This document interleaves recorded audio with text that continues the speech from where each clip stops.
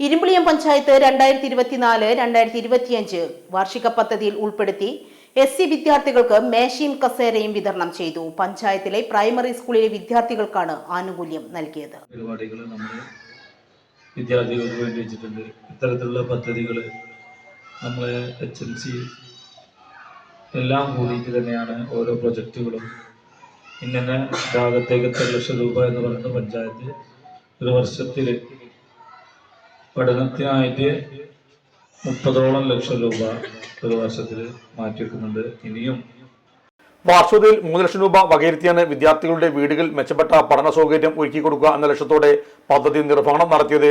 Valiyakunnu HLP സ്കൂളിൽ വെച്ച് panchayat vice president Faseela ടീച്ചറുടെ അധ്യക്ഷതയിൽ ഗ്രാമപഞ്ചായത്ത് പ്രസിഡന്റ് ഷഹനാസ് മാസ്റ്റർ പഞ്ചായത്ത് തല വിതരണ ഉദ്ഘാടനം നടത്തി.